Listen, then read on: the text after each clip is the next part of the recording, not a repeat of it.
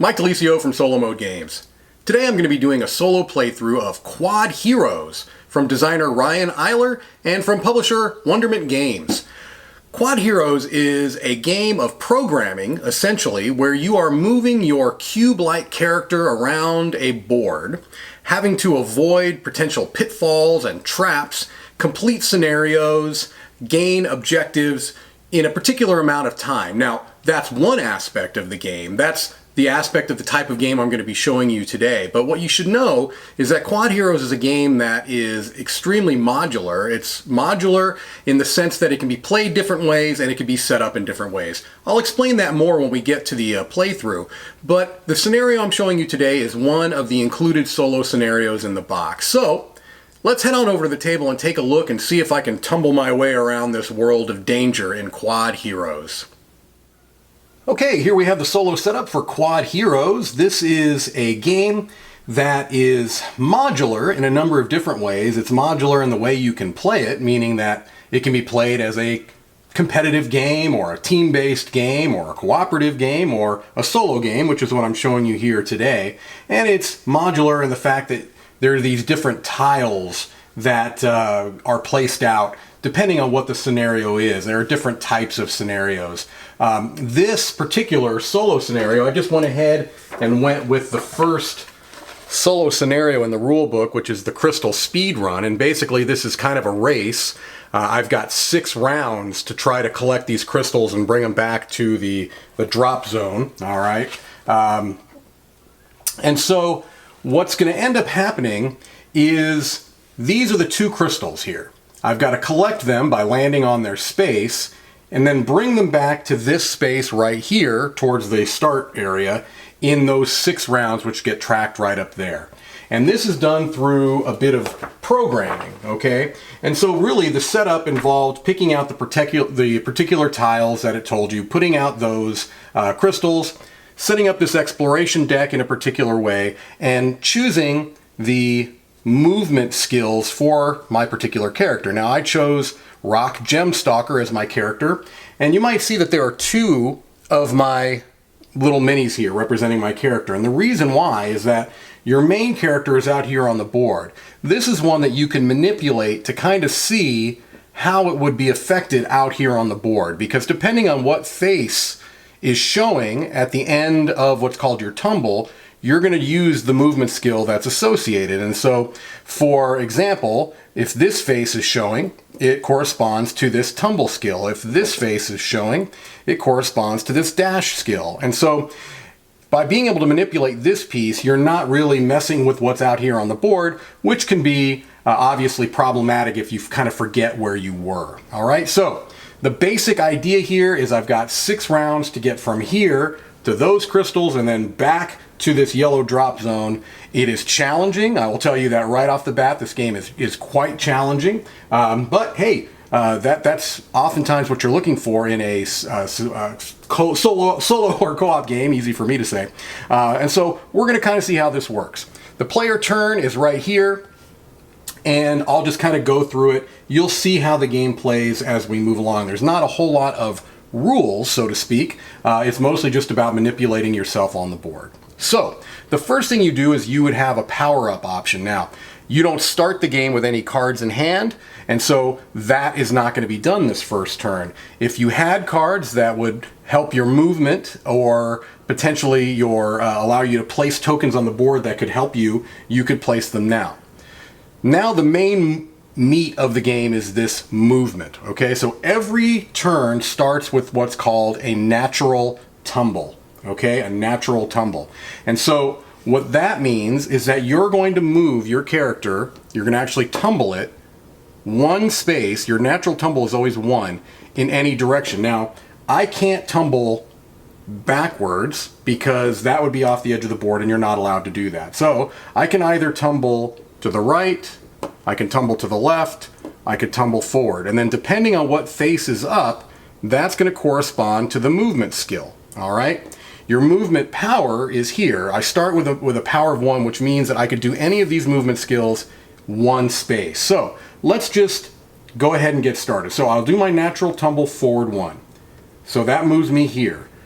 that is this face here, which allows me to slide in any direction. It's called the dash, one space. So I'll slide forward. Now, you might notice this white arrow. That means that immediately you move forward.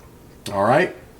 So that is something that you have to keep in mind, is that you are immediately going to be utilizing those. Okay? All right. So that was my movement phase. Now I would recover, and that means if I had any cards that would allow me to kind of help myself, I could play them now. I don't have any. All right? Now it's the exploration, and your exploration power is notated down here. You start with 1. These magnifying glass symbols denote that. All right? That means that I can choose any one of these cards, or I can take one off the top deck. Well, I immediately see I have got a problem here, because I really can only tumble forward. I can't tumble into these walls. I can only jump onto walls. So when I tumble forward, I have an arrow here that's going to push me right into that pit. That pit is going to basically knock me off the board, and I'll have to come back to this spawn point. So what I'm going to do is I'm going to get this spring launcher. And this is an item that's going to allow me to place a spring token. So what I'm going to do is, before my next turn on my power-up, I'm going to play that here. I'm going to place a spring token here, which is immediately going to jump me there to avoid that pit. So I've taken that as my exploration, and I'll play it during the next round. Okay, now we go to the end of the round phase. So this is where things can oftentimes get very ugly, these world events. Tremors. The first player rolls the directional die. Tumble all heroes in the direction show on the die. Skills do not activate as a result of a tumble. If a diagonal direction is the result, tumble, for example, northwest, tumble north first, then west. Okay, so let's find out what happens. What I'm really, really hoping for is an east or a west here, because then I would be stuck. I couldn't tumble into those walls. Let's see. It's southeast. Unfortunately, that does not work. Oh, well, that does work, because you go south first. So I go south. Actually, it says to tumble. Okay, so I tumble, but that's going to move me right back up here. Can't move east because of that wall. So I kind of lucked out there. Okay, thankfully this water current pushed me right back where I was, which is very, very helpful to me. All right, so I replaced that. Kinetic Rune. All right, that was the world event. Now I adjust the time tracker. We went down one round, and now I get to upgrade my hero. So this is where I can add to my movement power, or my exploration power, or I can potentially upgrade one of these movement skills to a more powerful one, like this directional slide. If I were to power that up by flipping it over, I can now break through walls when I do directional slides. I can add +2 to my maximum slide distance if I were to upgrade this. So I've got a number of these upgrade tiles that I can play, one of them being to just upgrade, but I really think that I want to increase my movement power. The other thing that I'm going to do is, this is a slightly better one. This increases my movement power, and it allows me to change direction.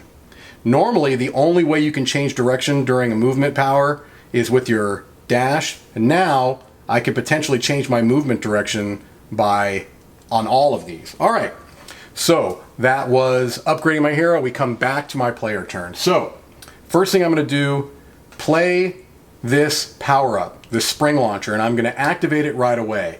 You can activate it once per turn. It allows me to place a spring token with a range of 7. Well, I'm going to place that spring token right here, because I know that when I tumble, otherwise I'd go right into that pit. I don't want any part of that. So I tumble forward. Now, boing, there we go. And now I'm facing this way, and I've got a movement speed of 2, so I can dash 2, and I can change directions if I want to. So let me see here. I know I'm going to dash forward because I don't really have many other options. I can dash forward. I could dash here. Although if I dash forward and then dash forward again, that would move me this way, which I don't really want to get thrown off the... Ooh, I get kind of stuck there. I don't want that. So I'm hoping I can avoid this arrow and kind of get over there. I need to be able to jump at some point. My jumping ability is my face. So I want to get to where I can have my face. And so right now, I've got this going on. If I dash forward, 1, 2, and then I tumbled that way on my next turn, that would be tumbling me like that, which would get me this. I would spin. Whoo! How can I spin to get my face up? Yeah, I'm not sure how I'd be able to get my face showing at this point. So, let me see. Let's go ahead and dash forward, and we'll dash that way. Okay? Kind of hope for the best on this. Alright, so that was my movement, and now I can recover if I had any cards, which I do not. And now I can explore. So, that Swift Grass Juice would give me +2 to a movement skill, which could be nice, depending on what my movement was. I can place a teleporter token, or rearrange my skill tiles. I do like that, because I think I might want to be placing a teleporter. Alright, let's do that. Let's do that. Okay. I'll take that for my exploration. I'm going to refill the lineup there. And now we go to the world event. See what we got here. Binding chains. You may not use skills assigned to your feat. Oh, so I can't do my diagonal dash until I activate my Q power. Alright, so I've got to keep that to the side because that's an ongoing event until I activate my Q power. Alright, well, that's unfortunate. Adjust the time tracker. There we go. And then upgrade my hero. Let's see, I could do my Q power right now. Well, no, that would be my Q power when I... Oh, that would be when I activate my Q power, I can place a tunnel. Let's see, do I want to... I'm going to go ahead and just increase my movement speed again. I might be better off getting some more cards, but I'm just not quite feeling it yet. So I went ahead and upgraded my hero, and now we go to the next player turn. Alright, well here's where we find out if I was able to figure, if I was able to do everything okay. So, I know I think I'm wanting to tumble this way. Let's see what happens if I were to tumble the other way. If I were to tumble this way, that would be this, which is my tumble action again, which would allow me to tumble up to 3 and change directions. Let me think. If I tumble this way, that would move me here. I could tumble 1, turn, tumble 2, tumble 3. Then I could put a teleporter there. That might not be a bad idea. If I put a teleporter there, it's got a range of 5. 1, 2, 3, 4, 5. I think I might try that, actually. Okay, so I'm going to, first of all, power up by playing my Ether Rune here, which allows me to place a teleporter token or rearrange my skill tiles. So I'm going to place a teleporter token right here. Alright, and then I'm going to do my natural tumble this way, which is going to immediately shift me there. Now I'm on my tumble action and I can do it for 3. 1, that's going to turn me. Let's go ahead and turn this way. 2, 3. Now I hit this teleporter and I immediately am going to roll this dice and I can move up, I can slide up to any direction, I can slide in any direction up to the amount on here. 2. Alright, that was a 2. So I'm going to go slide 1, 2, and end my movement there. What I think I'm going to do is try to put I've got to be able to get to my jump, which is my face. And so, let's see here, can I get to my face? I've got, right now, this showing, if I tumble forward twice, I can get to my face. Oof. It's going to be rough. I may end up getting thrown in that pit there. Who knows? Alright. So that was the end of my movement phase. Recovery, I have nothing. I can explore 1 card. So, I might want to place a spring. Ooh. If I get this kinetic rune, I can get a spring token, which could jump me there, but that would put that right there. I could put a teleporter there, though. Yes. Okay, so I'm thinking on my next turn, I think I might get the... Oh, I could put a teleporter here, too. So, no, if I take this kinetic rune... I'm thinking here. If I on my next turn place a spring token here, that will jump me to this space. But if I first took this and placed a teleporter there, I would actually be jumping onto the teleporter, and then I could do my movement action after. So that, yeah, that seems to be the way to go. So I'm going to take that. All right. Go ahead and replace it with that kinetic rune. All right. And now we do the world event. A light breeze. Slide all heroes one space in a random direction, rolling the directional die. All right, well, let's find out here if I'm actually moving. Southwest, I am not. That would be here. I'm blocked by a wall, so I cannot. All right, so that was that. We're going to move the round tracker forward 1. Going to upgrade my hero. Let's see here. What do I want to do? Do I want to upgrade? I'm going to be moving forward onto this, which is my slide. I can add to my slide different distance if I want to. Or after dash, you can explore. I kind of like that. But I feel like I need to move to my... I'm just going to keep adding to my movement power. This may be short-sighted, but be that as it may. All right, so I upgraded my hero. We come back to the first part of my next turn, which is going to be the power-up. So I'm going to play this Ether Rune, place a teleporter token, or rearrange your skill tile. So I'm going to place a teleporter token right here. I believe that was my plan. Now I'm going to activate my spring launcher by placing a spring token. I can do that once a turn. That's going to go right here. All right. So now I do my movement. My natural tumble. Boing! Puts me right there onto my teleporter. 1. So I think... Since this is my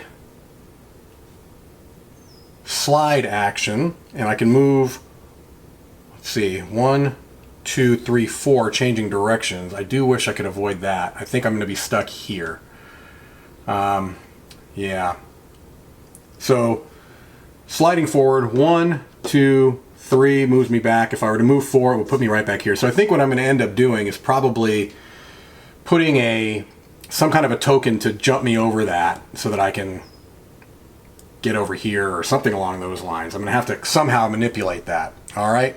So that was my movement. I have nothing to play to recover. So now I explore. Do I want to place another spring token? If I do a spring token here, it's going to jump me forward there. What I'd really like to do... let's see, I'd love to be able to ignore that in some way. Although, if I just jump it, if I were able to jump it in any way, which is my face, yeah, that's what's going to work. I tumble forward, it's going to move me back, it's going to have my face showing, and then I can jump to that. So that's going to be fine. That's going to be fine on my next turn. All right, so I still can explore, and I'm exploring 1. I think... Do I want to add 2 to a movement skill? I'm going to check off the top deck and hope for something good. Herald's Secret. Potion that can allow me to add to some of my move skills. All right. So that was exploration. Let's go to the world event here. Hope it's nothing too devastating. Each player doubles the movement of one of their skills this turn. Okay. Well, that's not bad. Doubles the movement. All right. Adjust the time tracker. It's getting low, folks. I can upgrade my hero. Let's go ahead and get... Do I want to upgrade something? Luckily, I haven't tried to use the skills assigned to my feet yet because I wouldn't be able to. It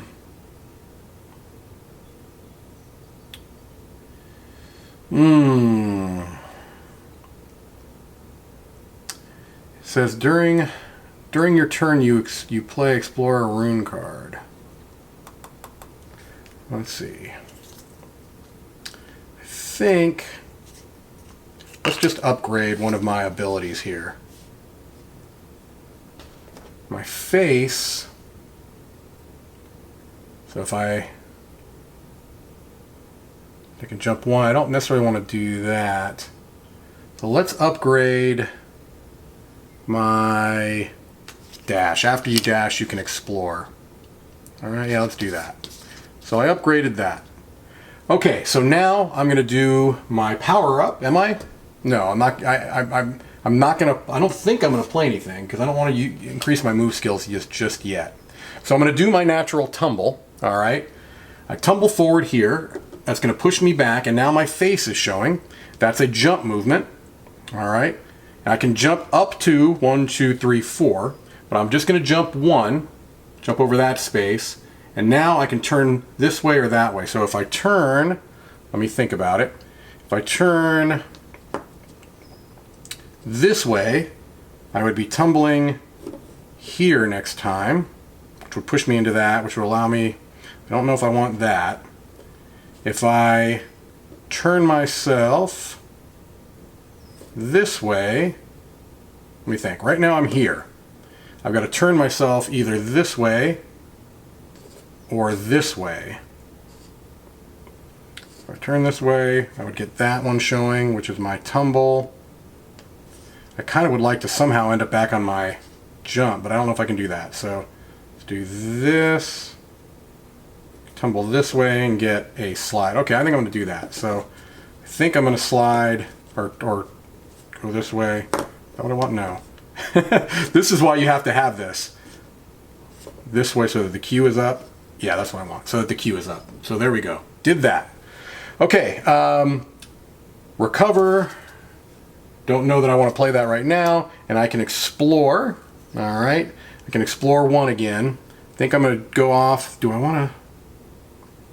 I think I'm going to do this. Selfie stick. You can set your hero in any orientation. Ooh, that's nice. Any face up and rotate in any direction. Wow, that's really good. Okay, that might be something to play next turn. All right, so that was my exploration. Let's do the. Oh, I could have doubled the movement of my, but I didn't want to do that. Now I don't know if I've got an option, but did I have an option? Each player doubles the movement of one of their skills. Well, I'm not sure, honestly, but I'm just going to slide all heroes one space in a random direction. The current first player rolls a directional die. Well, this could be bad. If I go south, that would be awful. Anything other than south, I think I'm okay. Southeast, I'm okay. Doesn't let me slide that way. All right, adjust the time tracker. This is really not looking good because this is really my last round. So it's probably not going to happen, but let's just play this through. All right. I'll put this move in here, which would allow me to, do I want to do that? No, I'll just put this, which means that when I do my Q power, I can also build a tunnel. All right, so now we're back to really the last round. All right, well, here we go. Last round. Let's see if I can at least make an interesting turn out of this. So what I want to do is get rid of my spring launcher because I want to play this selfie stick and activate it. You can set your hero in any orientation, any face up, rotate in any direction. So what I want to do is get it to so where I'm tumbling, my jump is what's so that my face is up. Because what it'll allow me to do is hopefully jump around and collect both of those and then get back here and at least maybe get myself somewhat close. All right. So if I turn it, I want to get it so that my face is up at the end. So let's see. I could turn it like this, like this, and then if I tumble, then my face is up. I slide into that, and then I could jump around. All right. So how did I have that? Like this? Yes. All right. So I'm going to go ahead and use my selfie stick to do that. I'll do my natural tumble, which is here, which is immediately going to push me into that. I get to pick up that, and now I can jump up to 1, 2, 3, 4 and change direction. So what I'll do is just jump from here to here. So I picked up both crystals at least, but that was about it. I wasn't able to get them back here, so I was able to at least pick up both of those crystals. So it at least gave a little bit of it felt a little bit better than just not even be able to get a crystal by the end of this. But that ends my movement, because I was able to do my jump. Yep, that was about it. So we could explore, but basically what's going to end up happening is I'll play through it just in case something weird comes up with this, but I doubt it will. So let's go ahead and explore. I'll just draw off the top. I get a pet here, Ellie Bean, which I could potentially play over here on my next turn if there were one. All right. We do a world event. Let's see what happens. Unless this is teleport anywhere you want on the board, we're over. Contagious Inspiration. Each player may activate their Q before their movement this turn. So that would have at least let me get rid of that Binding Chains, but no such luck. Now we go ahead and close it out there. We get down to round 0. So couldn't quite pull it off, but you got, I think, an idea of how the game is played. Not necessarily how it's played well, but at least how it's played. I probably should have been doing much better with my upgrades. I just kept focusing on getting movement because I was trying to get there so quickly, but you really also have to be able to manipulate. And so these springs and teleporters are helpful in that way, but you really, it's a puzzle. You have to find some way through because these walls can block you, these pits are problems, the water currents and eddies can spin you around, and those world events can be devastating. But I was at least able to go and grab those crystals. I just couldn't get them back to my kind of zone here that I needed to by the end of the game. So anyway, there you have it, Quodd Heroes. That is just one of a number of solo scenarios in here. I'm just kind of taking a quick look here. Let's see, we've got in this book 9 just solo scenarios.